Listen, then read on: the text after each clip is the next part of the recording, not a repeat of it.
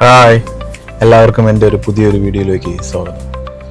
ഇന്ന് നമ്മൾ കുറച്ച് ഷോപ്പിങ്ങും പിന്നെ അങ്കിളിൻ്റെ വീട്ടിലും പോകുന്ന ഒരു വീഡിയോ ആണ്. അത് ചെറിയ വീഡിയോ ആണത്. അപ്പോൾ എല്ലാവർക്കും ഇഷ്ടപ്പെടുമെന്ന് കരുതുന്നു. നമുക്കിനി വീഡിയോയിലോട്ട് പോകാം.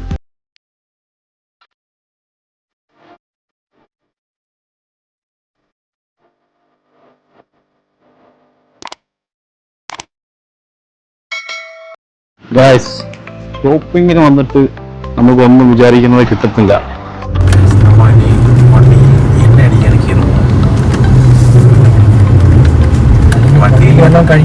എന്തെങ്കിലും കൊടുക്കണ്ടേ, അല്ലെങ്കിൽ അത് വണ്ടീനെ നമ്മളെ ചീത്ത വിളിക്കും.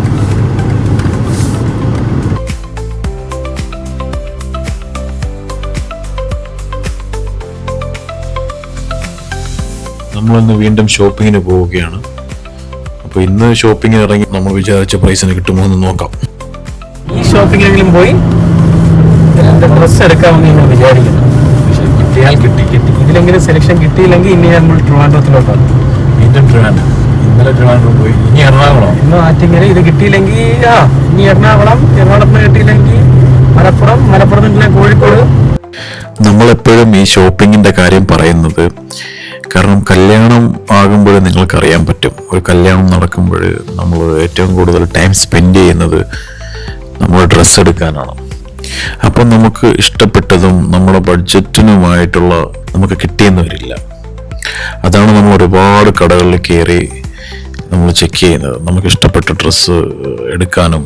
കാരണം നമ്മുടെ മാരേജിന് നമ്മുടെ ബഡ്ജറ്റിന് ഒതുങ്ങിയ ഒരു ഡ്രസ്സ് എടുക്കാനുമാണ് നമ്മളിങ്ങനെ ഷോപ്പിങ്ങിനായിട്ട് പോകുന്നത്. എല്ലാവരും അങ്ങനെ തന്നെയാണ് ചെയ്യുന്നത് എന്നാണ് എൻ്റെ ഒരു വിശ്വാസം. അപ്പോൾ ഞങ്ങൾ അന്വേഷിച്ച ഷോപ്പ് കണ്ടെത്തിയിരിക്കുന്ന ഒരു ലുക്ക. ഞങ്ങളൊന്ന് പോയി യൂട്ടേൺ വെച്ചിട്ട് തിരിച്ചു വരട്ടെ. ഇതിലെങ്കിലും ഇതിനെ കൊണ്ടൊരു ഡ്രസ്സ് എടുപ്പിക്കണം. ഇല്ലാന്നുണ്ടെങ്കിൽ ഇതിൻ്റെ പേരും 3 ദിവസം കറങ്ങും. നമ്മളങ്ങനെ ലൂക്കയിലോട്ട് നടന്നെടുക്കുകയാണ്. ഇനി ഇവിടെ വണ്ടി പാർക്കിംഗ് കിട്ടണം, അപ്പോൾ എല്ലാം കിട്ടണം. നമ്മൾ നോക്കട്ടെ. ബാക്കി കടയ്ക്കകത്ത് കയറിയിട്ട് ഷോപ്പിനകത്ത് കയറിയിട്ട് ഞങ്ങൾ ബാക്കി വിടുന്നതായിരിക്കും.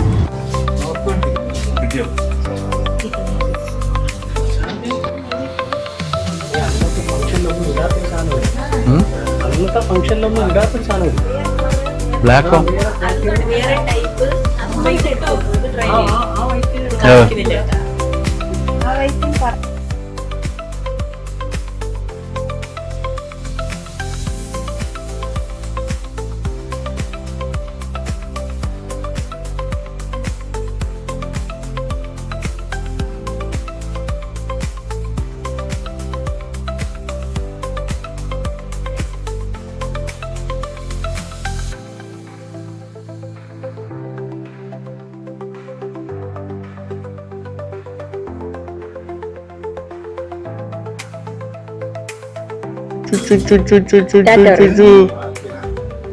Hi guys, പറയ്. ഇത് മനസ്സിലാ.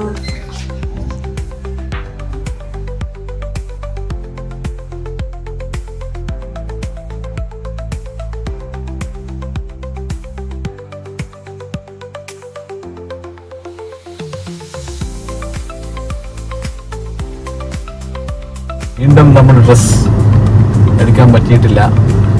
കാരണം നമ്മൾ എല്ലാവർക്കും ആഗ്രഹം എന്ന് പറയുന്നത് അവരുടെ കല്യാണം നല്ല രീതിയിൽ നടത്തണമെന്നാണ്. പക്ഷെ അതിന് ഒരുപാട് പേര് എക്സ്പെൻസീവ് ആയ സംഭവങ്ങൾ, ഭയങ്കര കോസ്റ്റ് കൂടിയ സാധനങ്ങൾ എടുത്ത് അവർ വെറുതെ പൈസ കളയും.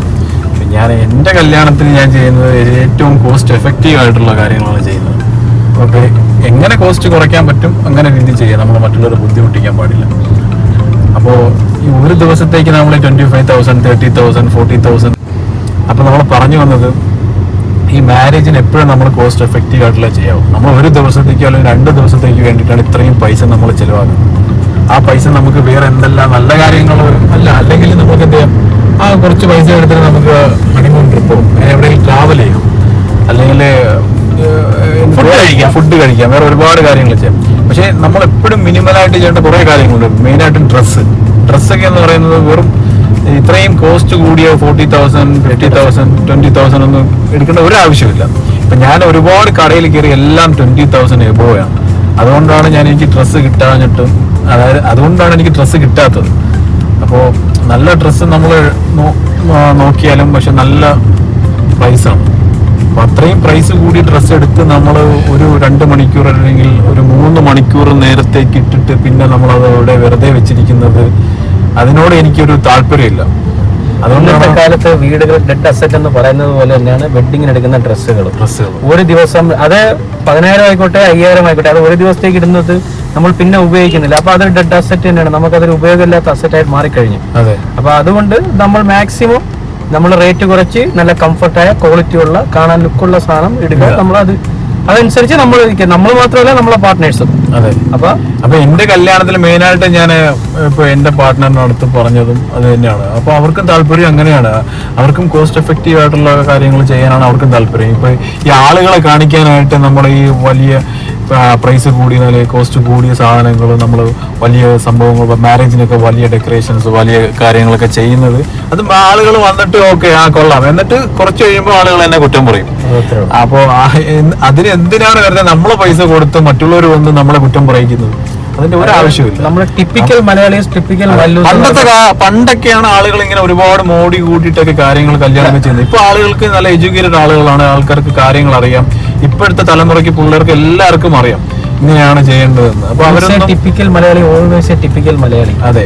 എന്ന് വെച്ചാൽ ഇപ്പൊ ഇവൻ കല്യാണ കാര്യം പറഞ്ഞുകൊണ്ട് തന്നെ ഇടയ്ക്കാണ് ഞാൻ പറഞ്ഞത്, ഇൻ കേസ് ഡ്രസ്സിന് കുറ്റം കണ്ടെത്തിയില്ലെങ്കിൽ അവരത് ഫുഡിന് കണ്ടെത്തും, ഫുഡിന് കണ്ടെത്തിയില്ലെങ്കിൽ അവര് ഡ്രിങ്ക്സിന് കണ്ടെത്തും, അവര് ബ്രൈഡിന് കണ്ടെത്തും, ആർക്കെങ്കിലും അല്ലെങ്കിൽ ഓർണമെന്റ്സ് എന്തെങ്കിലും ഒരു കുറ്റം പറയാതെ ഒരാൾ പോലും ആ ഓഡിറ്റോറിയം അല്ലെങ്കിൽ ആ ഫംഗ്ഷൻ ആളോ വിട്ട് ഇറങ്ങത്തില്ല. ടിപ്പിക്കൽ മലയാളി. അപ്പൊ അതിനായിട്ട് നമ്മളൊരു വഴി വെച്ചെടുക്കാതെ മാക്സിമം കുറ്റങ്ങൾ ഒഴിവാക്കി നമ്മൾ ചെയ്യാനാണ് ഇങ്ങനെ നോക്കുന്നത്. അതെ. അപ്പൊ അതുകൊണ്ട് എനിക്ക് വലിയ വില കൂടിയ ഡ്രസ്സുകൾ ഇടുന്നതിൽ എനിക്ക് നമ്മൾ മേടിക്കുന്നതിൽ ഒരു കുഴപ്പമില്ല, അത് നമ്മൾ ഡെയിലി യൂസിന് മേടിക്കുക, അതാണെങ്കിൽ നമുക്കൊക്കെ വർത്താണ്, അത് നമുക്ക് എപ്പോഴും ഇടാം. പക്ഷേ ഈ മാരേജ് ഡ്രസ്സൊക്കെ എന്ന് പറയുന്നത് ഫുള്ള് ഡിസൈനേഴ്സ് ഡ്രസ്സ് ഒരു ദിവസം യൂസ് ചെയ്യുക, നമ്മളെടുത്ത് ഒരു ദിവസം നമ്മൾ യൂസ് ചെയ്യുന്നില്ല. കാര്യം ഒരു മാരേജ് ഫംഗ്ഷന് നമ്മളിപ്പോ ഒരു മെഹർ കൊടുക്കുന്ന സമയത്ത്, ആസ് എ മുസ്ലിംസ് ഒരു മെഹർ കൊടുക്കുന്ന സമയത്ത് ഒരു ഡ്രസ്സ്, ജസ്റ്റ് അത് കഴിഞ്ഞ് ഒരു ഹാഫ് ആൻ അവർ കഴിഞ്ഞ് നെക്സ്റ്റ് ഡ്രസ്സ്, പിന്നെ മറുവീട് അങ്ങനെ പറയുമ്പോൾ റിസപ്ഷൻ, ഇതിനെല്ലാം കൂടെ നമ്മളൊരു 4-5 ഡ്രസ്സ് എന്തായാലും വേണ്ടി വരും. ഓരോ ഡ്രസ്സിന് നമ്മൾ 15,000 ചിലവാക്കേണ്ട അന്നത്തെ ദിവസത്തെ മാത്രം എക്സ്പെൻസ് ഓൾമോസ്റ്റ് 1 lakhന് മുകളിൽ പോകും. ഓഡിറ്റോറിയം നല്ല എക്സ്പെൻസീവ് ആണ്, അങ്ങനെ ഒരുപാട് കാര്യങ്ങളാണ്. അതൊക്കെ എന്തിനാണ് വെറുതെ ഒരു ദിവസത്തേക്ക് വേണ്ടി ചെയ്യുന്നത്? ആഗ്രഹങ്ങളുണ്ടാവും, നമുക്ക് അത് ചെയ്യണം, ഇങ്ങനെ ചെയ്യണം, അങ്ങനത്തെ പരിപാടികൾ വേണം. പക്ഷെ അതൊക്കെ വെറും ഒരു ദിവസത്തേക്ക് ആണ്. അത് കഴിഞ്ഞാൽ പിന്നെ അത് നമ്മുടെ കൂടെ ഇല്ല.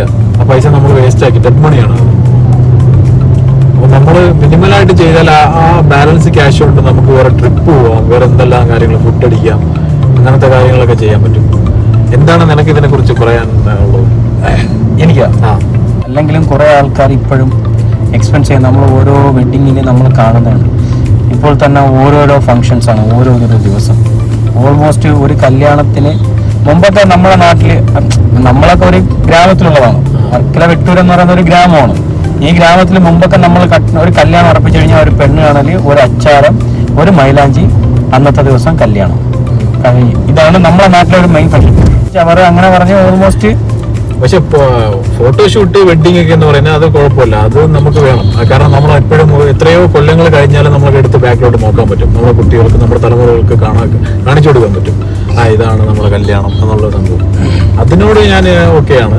കാണുന്ന ഒരാളെങ്കിലും അടുത്തൊരു കല്യാണം ഉണ്ടെങ്കിൽ അവരിത് കണ്ട് അങ്ങനെ ചെയ്യാനല്ല. നമ്മുടെ കല്യാണത്തിൽ നമ്മൾ കാണിച്ചു കൊടുത്ത് അടുത്ത ആളിങ്ങനെ ചെയ്യാതിരിക്കട്ടെ. ഇപ്പൊ എന്റെ റിസപ്ഷൻ നടക്കുന്നത് എന്റെ വീട്ടിൽ വെച്ചാണ്. അതായത് ഫ്രാങ്ക്ലി പറയുകയാണെങ്കിൽ എന്റെ റിസപ്ഷൻ നടക്കുന്നത് എന്റെ വീട്ടിൽ വെച്ചാണ്. നേരത്തെ നമ്മൾ പ്ലാൻ ചെയ്തിരുന്നത് ഒരു ഓപ്പൺ സ്പേസ് എടുത്തിട്ടാണ് ചെയ്യുന്നത്. ഓപ്പൺ സ്പേസ് എടുത്തിട്ട് ഫുള്ള് നല്ല ഡെക്കറേഷൻ എല്ലാ പരിപാടിയിലൊക്കെ ചെയ്യാമെന്നാണ് വിചാരിച്ചത്. പക്ഷെ അത് ഞങ്ങളത് മാറ്റി നമ്മൾ അഡ്വാൻസ് കൊടുത്ത പൈസ വരെ എനിക്ക് ലോസായി. മാറ്റിയിട്ടാണ് ഞാൻ വീട്ടിൽ വെച്ചാണ് നടത്തുന്നത്. അന്നത് 1 lakh നമ്മളിപ്പോ നമ്മളെ കയ്യിൽ നിന്ന് 1 lakh നമ്മളത് കൊടുത്ത് മാറ്റി. ഇല്ലാന്നുണ്ടെങ്കിൽ നമ്മളെ കയ്യിൽ നിന്ന് ഇപ്പൊ ആ പരിപാടി എല്ലാം നടന്നിട്ടുണ്ടെങ്കിൽ ഞങ്ങൾ മിനിമം ഒരു 10 lakh എക്സ്ട്രാ എക്സ്പെൻസ് ചിലവായെങ്കിൽ അത് ഞങ്ങൾക്ക് പെട്ടെന്ന് തോന്നി വേണ്ട, എന്തിന്, ഒരുപാട് ആൾക്കാർ ഇതിൽ കിടന്നിടാവുന്നുണ്ട് ഉള്ളതുകൊണ്ട് അത് മാറ്റിയിട്ട് ഞങ്ങൾ എന്ത് ചെയ്തു, പോയത് പോയി, പൈസയാണ് നമ്മൾ അധ്വാനിച്ചുണ്ടാക്കിയതാണ്, ഹാർഡ് വർക്ക് ചെയ്തത്. പക്ഷെ അത് ഇനി പറഞ്ഞിട്ട് കാര്യമില്ല. പക്ഷെ അതിനെക്കാട്ടി നമ്മൾ അടുത്ത പൈസ നമ്മൾ സേവ് ചെയ്യും. ആ ഒരു മനസ്സുള്ളത് കൊണ്ട് നമ്മൾ അത് ചെയ്താലേ അത് കാണുന്ന ഒരാളെങ്കിലും ഓക്കെ നമ്മുടെ ഫ്രണ്ട് അല്ലെങ്കിൽ നമ്മുടെ കൊളീഗ് അല്ലെങ്കിൽ നമ്മുടെ അയൽവാസി ഇങ്ങനെ ചെയ്തു, നമുക്കും അതുപോലെ എന്തുകൊണ്ട് ചെയ്തുകൂടാം എന്ന് ചിന്തിക്കുന്ന ആളുകളുണ്ടെങ്കിൽ അതാണ് നമുക്ക് നല്ലത്. അത് ഉള്ളത് കൊണ്ടാണ് നമ്മളിപ്പോ ഇതിന്റെ കേസിലും വെഡിങ്ങിന്റെ ഡ്രസ്സിന്റെ കേസിലും നമ്മൾ എക്സ്പെൻസ് മാക്സിമം നമ്മളെ കൊണ്ട് എത്രത്തോളം എക്സ്പെൻസ് കുറയ്ക്കാൻ പറ്റും അങ്ങനെ ചെയ്യാനുള്ള പ്ലാനിൽ പോകുന്നത്. പക്ഷേ എനിക്ക് ആ പ്ലാൻ ഉടുപ്പൊക്കെ എടുത്ത കാര്യം അത് വേറെ കാര്യം, അത് വേറെ കാര്യം. അതില് ഞാൻ എക്സ്പെൻസ് കുറയ്ക്കുന്നില്ല. അതില് ഞാൻ എക്സ്പെൻസ് ഇട്ടിട്ട് 2 പാന്റ് 2 ഷർട്ടും ഇതിന്റെ ഇടയിൽ കൂടി ഞാൻ എടുക്കാൻ വേണ്ടി നോക്കിയാണ്. ഞങ്ങളിപ്പോൾ പോകുന്നത് ചായയും വടയും കഴിക്കാൻ വേണ്ടിയാണ്. ഫേമസ് ആണ്. അതായത് വർക്കല സിറ്റിയിലുള്ള പോലീസ് ഓൾമോസ്റ്റ് നമ്മളെ ഏരിയയിലുള്ള എല്ലാവരും നല്ല അഭിപ്രായമുള്ള ഒരു ചായക്കട, തനി ഗ്രാമീണ ചായക്കട. മോദകമുണ്ട്, സുഖിയനുണ്ട്, ചായയുണ്ട്, വടയുണ്ട്. നിങ്ങൾക്കിപ്പോ കാണാം. തനി നാടൻ ഭാഷയിൽ പറഞ്ഞാൽ എന്താണ് പറയാനുള്ളത്? കട കാണിക്കാൻ അണ്ണൻ സമ്മതിക്കുന്നില്ല. അത് വേറെ കാര്യം. ഞങ്ങൾ ഈ കട കാണിച്ചാൽ അണ്ണനുള്ള അവരൊക്കെ നമ്മളെ ഇഷ്ടമാണ്. അപ്പോൾ ഞങ്ങൾ തൽക്കാലം കട കാണിക്കുന്നില്ല. കടയാണ് ഓൾമോസ്റ്റ് വർക്കിലുള്ള എല്ലാ ബ്ലോഗേഴ്സിനും അറിയാം, എല്ലാവർക്കും അറിയാം. കട കാണിച്ചാൽ അത് ശരിയാവുക. അതുകൊണ്ട് നിന്റെ റിവ്യൂ മാത്രം പറഞ്ഞാൽ മതി. ഇപ്പോൾ വന്നാലും ഈ സ്ഥലം പറയും.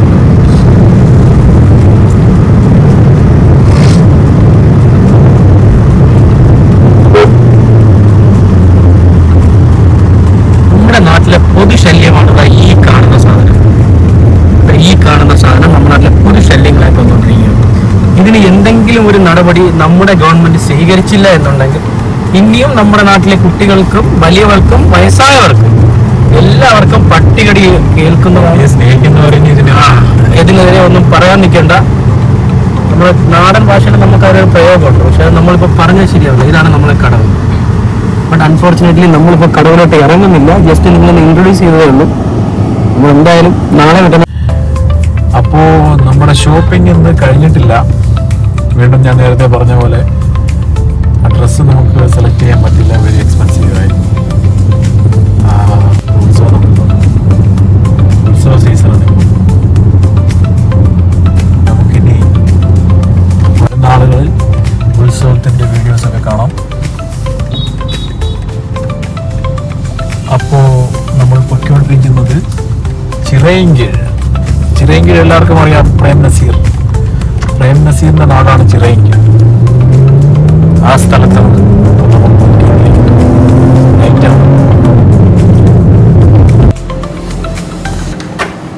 നമ്മൾ അങ്ങനെ നമ്മൾ തിരിച്ച് വീട്ടിൽ. ഇനി പുതിയൊരു വീഡിയോയുമായി നാളെ കാണാം. ബൈ.